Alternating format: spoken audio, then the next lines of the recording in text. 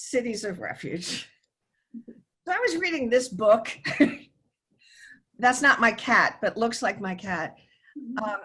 And I wasn't reading the large print one, but it's like a beach read. And so I was just, all of a sudden they start talking about cities of refuge in the Bible. And I thought, well, did Lisa Scudderling make these up or are they real? The context for discussing it was that the main character, when she was a teenager, was involved in some teenage shenanigans that resulted in the death of one of their friends. And the three survivors of this made a pact never to tell. So she carried this secret into her 40s, I believe. She was fully adult. And finally, she went to a lawyer and said, can I be punished for this? And the lawyer told her no, but the lawyer happened to be Jewish. Oops, I didn't mean to do that. The lawyer happened to be Jewish, and he talked about the cities of refuge mentioned in the Old Testament. So I was troubled by not having heard of it. So I learned about it. The cities of refuge are mandated by God. Then the Lord said to Moses, speak to the Israelites. Tell them, you will soon go across the Jordan River. You will enter Canaan. When you do, choose the cities to go to for safety. People who have killed someone by accident can run to one of those cities. They will be places of safety for them. People will be safe there from those who want to kill them. Then anyone charged with murder will not die before their case has been brought to the community court. So the Code of Hammurabi had been, I'm sure a lot of you know better than I, but had been the rules. And it was much stricter than anything God sent down through Moses. But the best belief of scholars is that Moses probably knew about the Code of Hammurabi. And murder apparently was hardly ever mentioned in the code because it was all left to individual people. If you murdered one of my relatives, I just went after you and murdered you, and then we were finished. And anybody who knows more about this old history than I do, please speak up. So God delivered God's law to Moses. Know therefore this day and lay it to your heart that the Lord is God in heaven above and on the earth beneath. There is no other. Therefore you shall keep his statutes and his commandments, which I command to you this day, that it may go well with you and with your children after you, and that you may prolong your days in the land which the Lord your God gives you forever. So these are my version of what Moses looked like. So Moses that looks like it. Specified the laws. Then Moses set apart 3 cities in the east beyond the Jordan, that the manslayer, we really need to say person slayer, might flee there, who kills his neighbor unintentionally without being at enmity with him in the time past. And that by fleeing to one of these cities, he might save his life. Bezer is on the tableland for the Reubenites, etc. So every tribes had been given land, and in each of those tribes, each of those pieces of land, there were designated cities of refuge. Does that mean there were 12? Good thinking, I don't know. No, but you said three cities mainly? That's what was named in that Deuteronomy thing. They're not sure exactly how many there were because they had to be a certain distance from the city. So no one would have to go more than, say, a half a day's walk or run to get to one of these cities. Okay. The cities named here, which some of us know from the Godly Place stories, good old Hebron. These are 1, 2, 3, 4, 5, 6. Scholars think there were a lot more. The Levites, that was the priestly group, and they ran the temple. the Levites were not given parcels of land, but they were given cities within these parcels. And some of those cities were designated cities of refuge, and the Levites were put in charge of them. That's what I just said, right? Yeah. So these were the Levite cities, Mhm. best we know. Again, this, They were in charge of the temples. yes, they were the priestly group. And they also were in charge of the courts then. That's, Good point. Yeah, well, let me get to that. I'm not sure Okay. they're in charge of all the courts. Like if somebody robbed somebody or did something other than killing, I don't think they were involved. Does anybody know? Okay, next time we'll do a Levite study. Okay, here we go. Nobody had to travel more than 32 miles to get to a city of refuge. And the Levites kept those paths to the city in good condition and with good signage so that people could get to them. This is from Numbers, and it's God speaking. You do choose the cities to go to for safety. People who have killed someone by accident can run to one of those cities. They will be places of safety for them. People will be safe there from those who want to kill them. Then anyone charged with murder will not die before their case has been brought to the community court. Near as I can figure out, community court was held inside the city of refuge and was administered, shall we say, by the Levites. So prior to that, there'd been basically blood revenge, regardless of how somebody died. And that really wasn't such a good thing for community, because you could accidentally be responsible for it. So part of the reason, or the reason, that these rules was to avoid blood revenge for the good of the people, the good of the community. Okay, these are all staged. Nobody really died making this powerful. So there were 3 categories of accidental death. And this is from a weekly Torah message by Rabbi Buchwald. First of all, there could be one where there's no negligence on the part of the perpetrator. You're driving along at the speed limit and somebody steps in front of your car and is accidentally killed, and it really wasn't your fault because you were doing what you were supposed to be doing. Again, a staged picture, don't get upset. This is accidental death due to negligence. Oh, I didn't repair the board.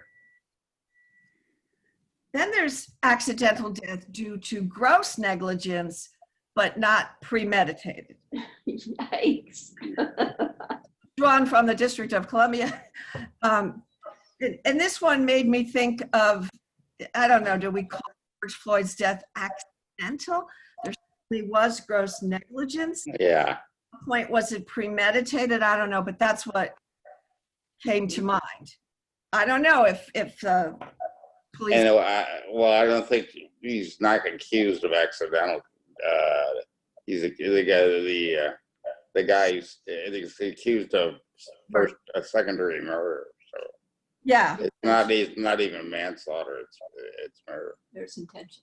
So he's not in this category. Oh, No, he's not thinking it. crossed my mind. Yeah. I mean, there was a point when he could easily stopped. Yeah, really. Somebody have a question or comment? Is this kind of like a sanctuary city today? That's a good point. Except that they don't have the courts the way that the Levites did. True. And there's no way, at least presently, there's sort of no way that you can ever leave. And there was a city of refuge. You shall see. So once the person who has killed somebody was safely in the community, some Bible translations called it the congregation. There was a judgment to whether murder was committed. So was this really first-degree murder or second-degree murder, or was it some kind of accidental killing? If the community determines that it was in fact murder, the person who did it is sent back out to his original city and is subject to the penalties of that community, which were usually death.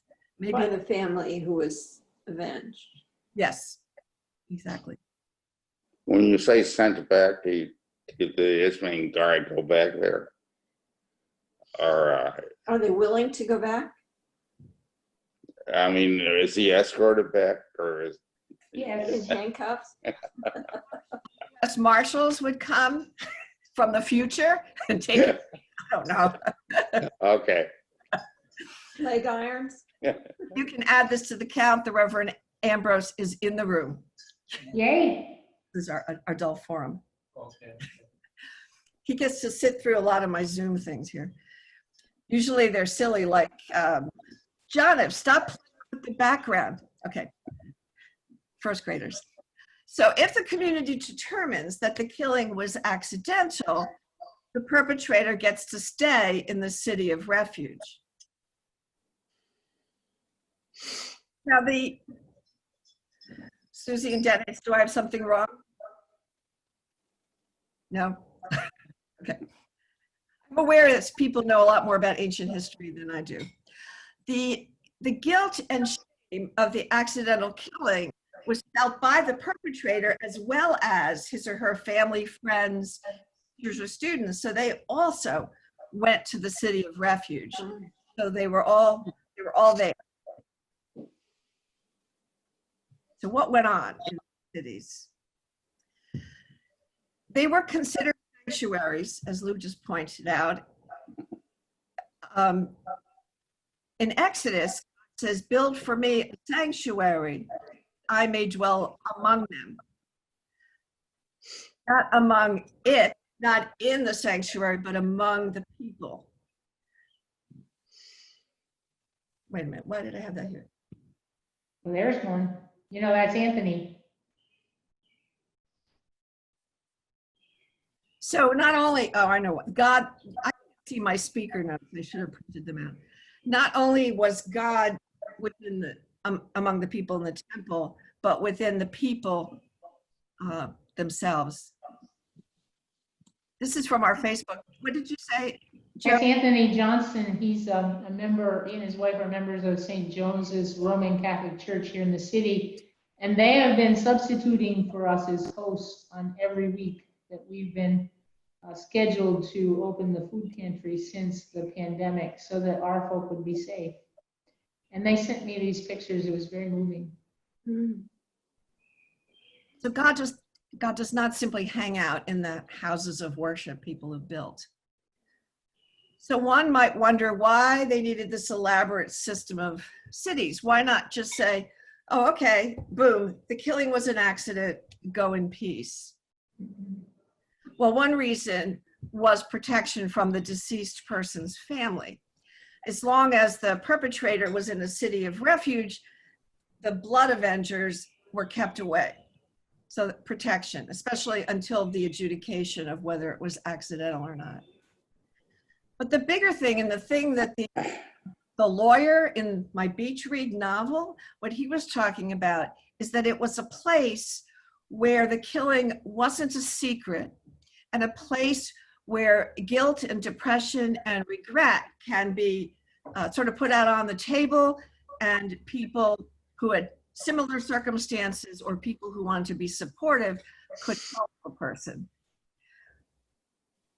Wow.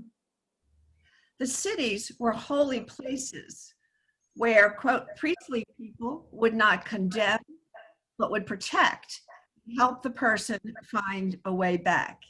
And that's from a book, Ancient Secrets, using the stories of the Bible to improve our everyday lives. So it was meant to be temporary. Yes. And rehabilitative as well. And that the whole Levite community was surrounding the perpetrator with love and support. And that sounds like a calling, you know, the people who were in the city who weren't there necessarily because of some guilt of their own. You know, it seems like that's their calling in life, to help those folks get back to where they could be useful in their original places. It was another job the Levites had that I wasn't aware of. I mean, it's sort of like the keepers of the temple, but they're also the keepers of a different kind of temple, which is the humans. The offender could not leave the city until the high priest died. Now, there's different theories about why that's so. We're really not sure. One theory suggests that the high priest which is like the equivalent to the president or the king, was responsible for what the people do. So the high priest, in fact, was being kind of punished. I'll put it this way: the offender who was banned from the city was taking the consequences that were perhaps the high priest consequences. And when the high priest died, then it was kind of all the income free. So that's one theory. I'm not ready for that yet. Was the high priest, was he the one that did the sentence? I mean, initially, or was it? Was he in charge of the court? No, apparently the Levites adjudicated whether it was accidental or it was a murderous killing. The priest was just in charge of the sanctuary. The priest was in charge of the area. The priest, Joe, correct me if I'm wrong, you too, Ambrose. The high priest was like the president or the governor of the state. The high priest was not within the Levite community. I don't know if the high priest was a Levite. Anybody know? He wasn't in the city. You would presume he would have to be, but I don't know that for sure. But Ambrose, do you know? They say the high priest was a Levite. He was? Yeah. Okay, Ambrose says the high priest was a Levite, but he was in charge of everybody, not just the Levite community. Yeah. And not just the city of refuge. Correct. Yeah. Right. Okay. He's like the governor, maybe, a religious. Okay. There was some sort of convoluted, to me, Christian interpretation of this, that the high priest was like Jesus who died for our sins. It was a little convoluted for me to accept, but no one really exactly knows why they couldn't leave until the high priest died. So the whole family is there until the high priest dies. That's right. Hmm. And then when he died, they go back to the city that they came from and live in peace. And then it's sort of a clean slate. If all the offenders leave, then you start fresh with new batch. That's right. No one is there to remember your sin forever because it's been wiped. That's a death. So, some questions that we can talk about, or other comments people would like to make. What this says about people, what this tells us about God, and what this teaches us about God's relationship to people. And I'm going to come out of this screen share so I can see everybody.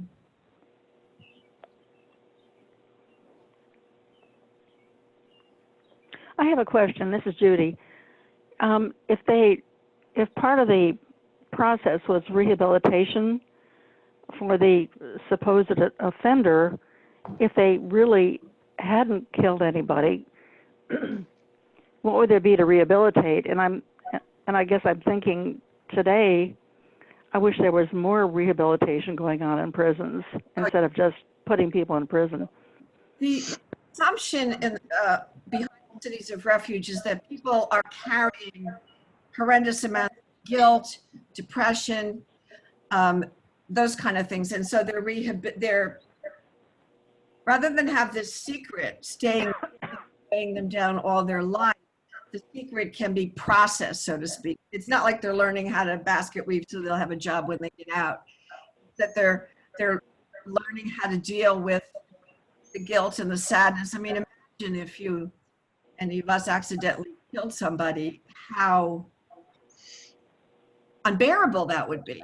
And this was a place where you didn't have to keep it secret. Everybody knew. People had similar experiences, and they were in a place where what they're feeling could be discussed. I wonder if people didn't want to go. That's interesting. I would assume if you didn't want to go, you'd probably be killed by the relatives of the person you. And what does that say about people, that they're just so bent on revenge that there's no, we aren't able to forgive. God's the only one. Yeah. So you're answering the second question, which is appealing to me as well. You know, what does it tell us about God? God is providing a way here for people to come back from what we consider the most horrific thing, killing somebody. One thing I wonder is if the high priest dies and then assume that everybody can go back to the city, what if the blood avengers are still upset that their relative died by the hand, inadvertent or whatever, of the person that is now coming back from the city of refuge? I think I don't know, but my best guess would be that if you were adjudicated to have done this accidental killing by the Levites, that everyone would respect that because that's the law that God gave them. I'm sure there were instances where it wasn't respected. Well, and it gave the family of the victim time to heal as well. You know? And one would presume that the community of faith would be helping those folk as well back home. Okay. And that there's something this can teach us.